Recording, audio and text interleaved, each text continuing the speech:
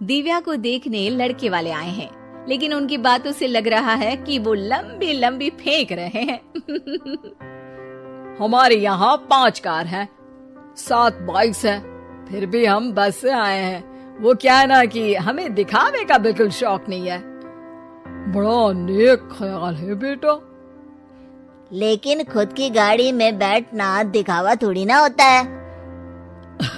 अरे हम दिल्ली से आए हैं, वहाँ पोल्यूशन बहुत है ना, तो हम गाड़ी में नहीं निकलते हैं। हाँ, ये उससे भी बड़ा नेक ख्याल है बेटा। लेकिन अगर आपको पोल्यूशन की इतनी चिंता है तो घर में 5 कार और 7 बाइक क्यों रखी है? अरे इतने पैसे हैं, फुर्सत में क्या करेंगे, कुछ ना कुछ खरीद लेते हैं। अभी पिछले ही हफ्ते एक हेलीकॉप्टर खरीदने का सोच रहा था। तो क्यों नहीं खरीदा? अरे उसके पंखे हवा ज्यादा देते हैं, हमारी माँ को ठंड बहुत लगती है ना, अब बुजुर्गों का ध्यान रखना पड़ता है ना। अरे वाह वाह, ये तो बहुत बड़ा, ऊंचा और नेक ख्याल है। हम कैसे मान ले कि ये लोग झूठ नहीं बोल रहे हैं? अरे हमारा परिवार झूठ नहीं बोलता। दिल्ली शहर में किसी से भी पूछ लीजिएगा, हमारे बेटे का बड़े लोगों में उठना बैठना है। हाँ।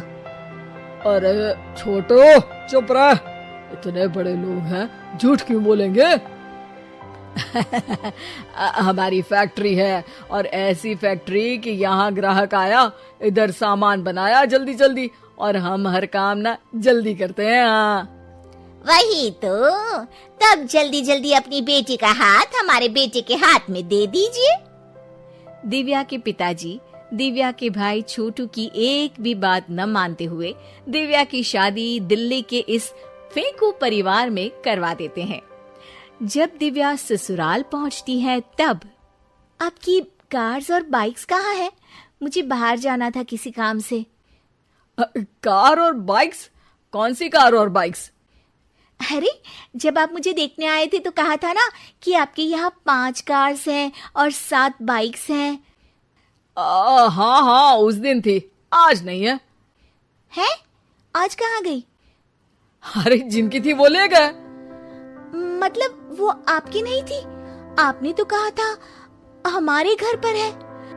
हाँ घर पर थी, बाबूजी का एक पार्ट टाइम काम है, कार और बाइक धोने का। उस दिन घर पे 5 कार और 7 बाइक्स थी तो बोल दिया था। अरे झूठ थोड़ी ना बोला है, जैसा था वैसा बोल दिया। और वो हेलीकॉप्टर खरीदने वाली बात, वो झूठ थी क्या?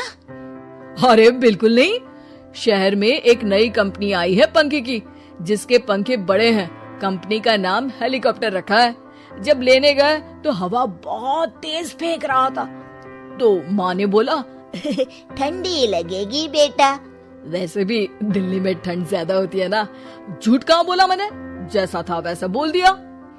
हे भगवान, और वो फैक्ट्री वाली बात, इधर ग्राहक आया उधर सामान तैयार।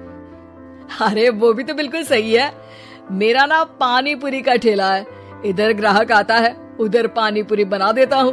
अरे झूठ कहाँ बोला, जैसा था वैसा बोल दिया। हे राम, मेरे तो कर्म फूट गए।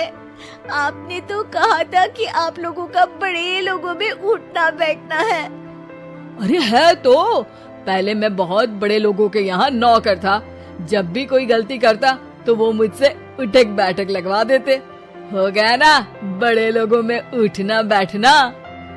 दिव्या अपने साथ हुए धोखे पर रोने लगती है और ठान लेती है कि वो ससुराल वालों को लाइन पर लाकर ही रहेगी और उनकी ये झूठ बोलने वाली आदत छुड़वा कर रहेगी। आप लोग खाने में क्या लेंगे? करेला खा लूंगा। अरे मुझे तो टिंडे खाने हैं। कद्दू खाऊंगा। अच्छी बात है, खाने के टेबल पर मिलते हैं। शाम को जब सब खाने के टेबल पर मिलते हैं तो सब देखते हैं कि टेबल पर प्लेट्स में एक पूरा और कच्चा कद्दू रखा है, कच्चा करेला रखा है और कच्चे टिंडे भी रखे हैं। बहू, ये सब क्या है? ससुर जी के लिए करेले, आपके लिए टिंडे और श्रवण जी के लिए कद्दू। अरे वो तो दिख रहा है, लेकिन ये पकाया क्यों नहीं है? आप लोगों ने पकाने को तो नहीं कहा था, बस मैंने पूछा था क्या खाएंगे, तो आपने ये कहा था कि करेले, टिंडे और कद्दू खाने वाले हैं। ये क्या मजाक है दिव्या, तुम झूठ बोल रही हो। अरे मजाक कहाँ है, आपने कहा कद्दू खाएंगे तो खाइए, ऐसी थोड़ी ना कहा था कि पका हुआ खाएंगे। और वो आप क्या कहते हैं, जैसा था वैसा बोल दिया, झूठ कहाँ बोला मैंने। दिव्या की बात सुनकर, समझकर सब शर्मिंदा हो जाते हैं और उन्हें अपने किए और झूठ बोलने की आदत पर पछतावा होता है। दिव्या समझदारी दिखाते हुए उन्हें सच के रास्ते पर चलने और किसी से मजाक में भी झूठ ना बोलने की सीख देती है और उनके काम में मदद करके उनके काम को और बड़ा बनाने में मदद करने लग जाती है।